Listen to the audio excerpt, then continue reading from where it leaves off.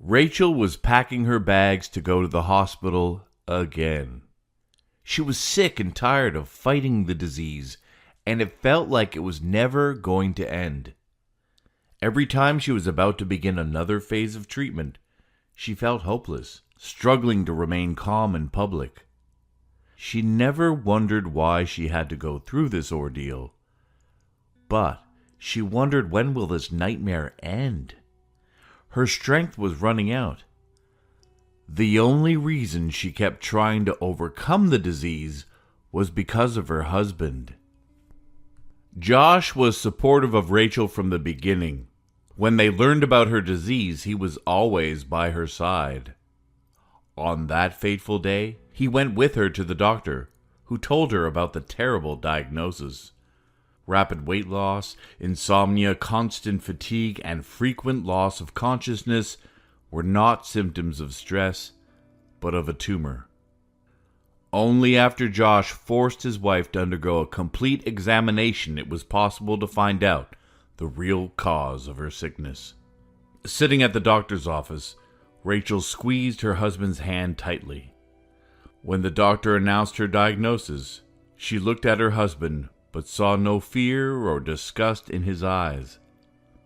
For a moment, she felt like Josh was really scared, but he quickly pulled himself together, and it helped Rachel to calm down and believe that things would get better.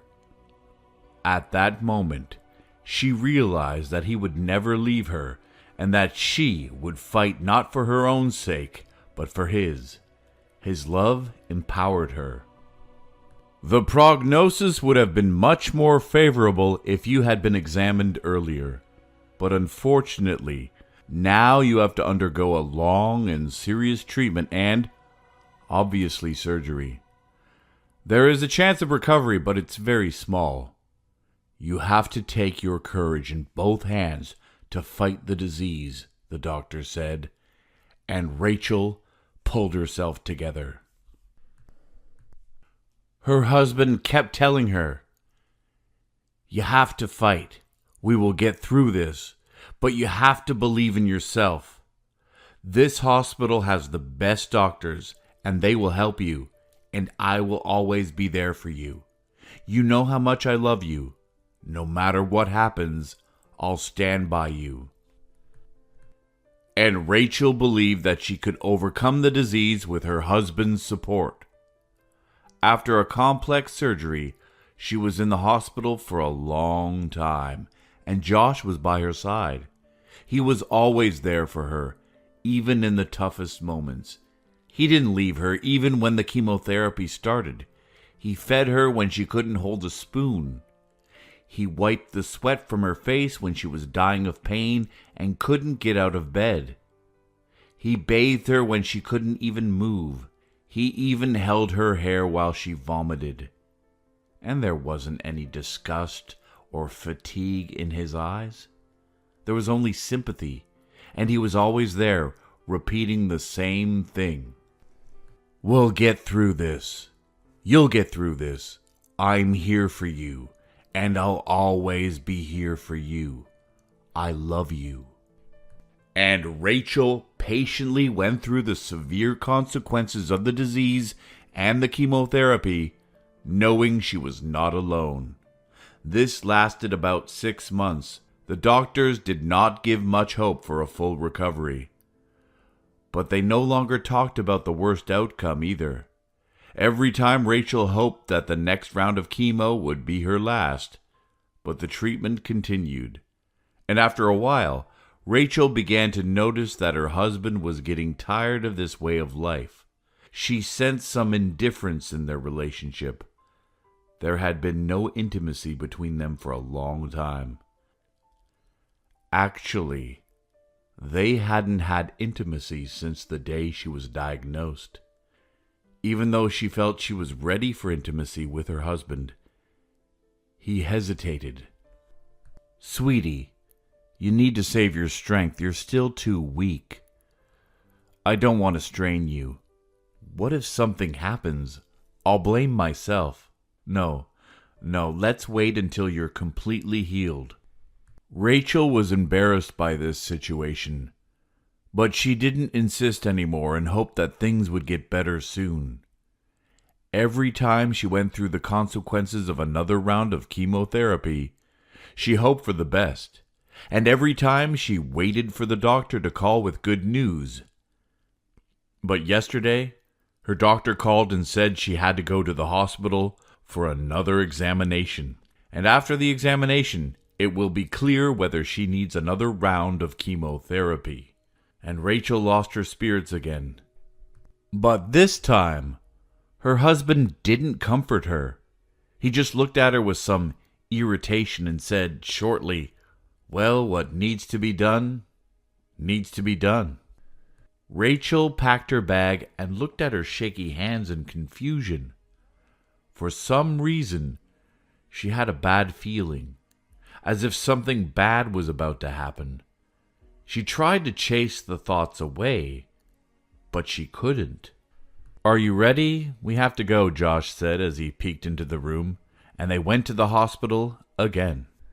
Late at night, lying on a hospital bed, she thought about what lay ahead of her and how many more ordeals she would have to face. How could she endure it when the most important person in her life, her husband, was no longer willing to support her? It would be unfair to say that he didn't care about her.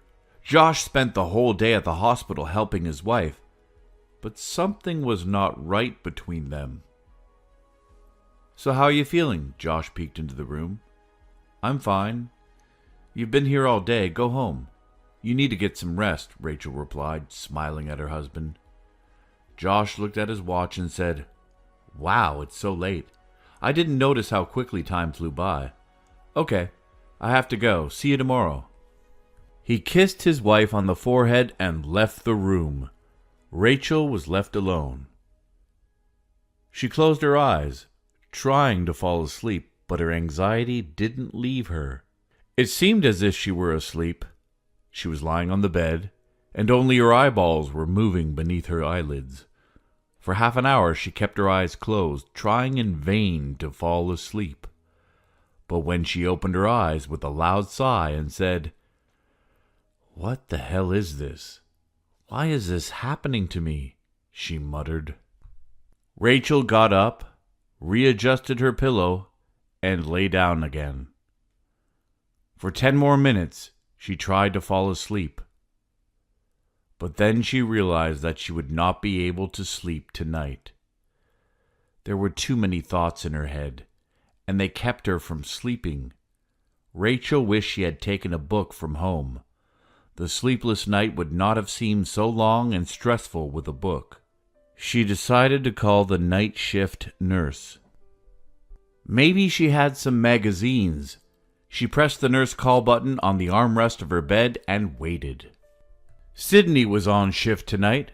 Rachel liked this cheerful girl from the first day.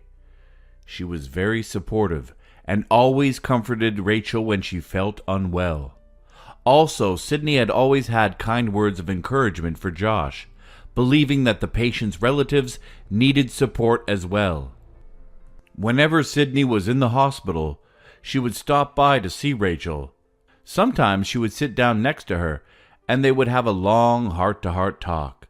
Sometimes she even stayed late after her shift to chat with her favorite patient. Mostly, Sydney would ask her about her family life and her relationship with her husband. Rachel was willing to talk about Josh for hours.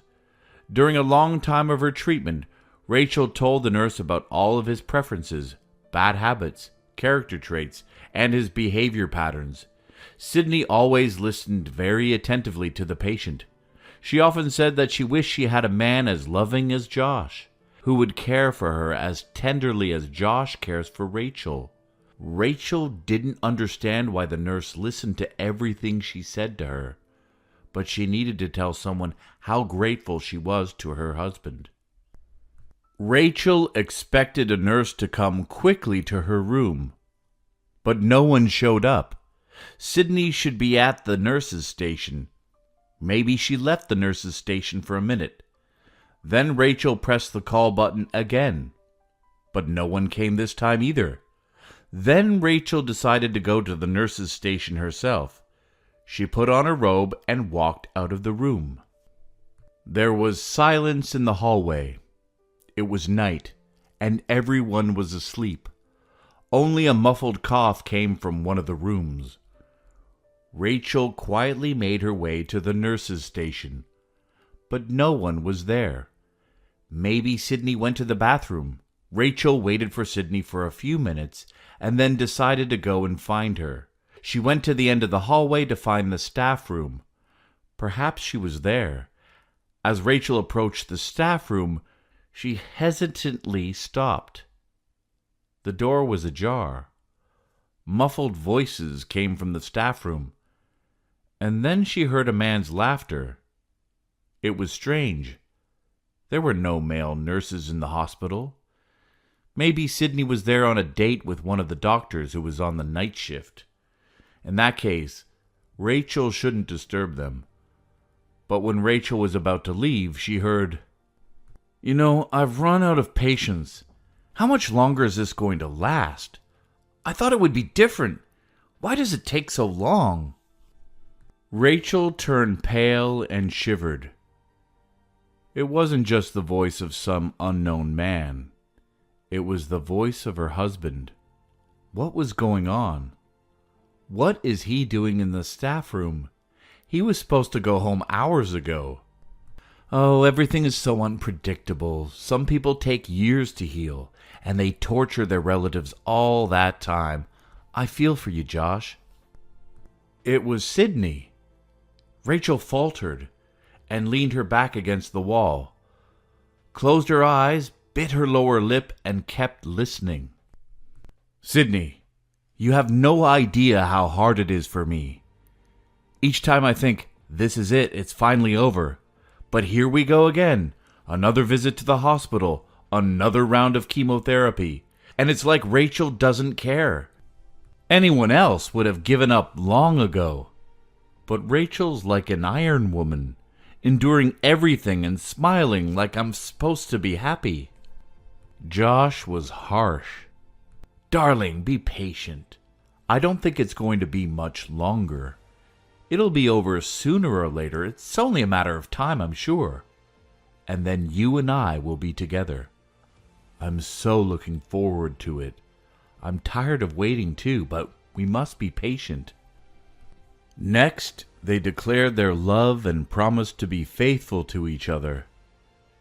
After the lovers began kissing, Rachel slowly walked away from the staff room. She couldn't hear it anymore. The farther away Rachel was, the faster she walked. By the time she was near her room, she was almost running. She entered the room, closed the door, and leaned against it with her back. Her heart was beating violently. She felt like there wasn't enough air. Josh and Sydney? What a nightmare. She had always trusted him. Who knows? Maybe he had been cheating on her for a long time. She had been faithful to him, even in her thoughts. And Sydney, that witch, had found out everything about her husband so she could use it to her advantage.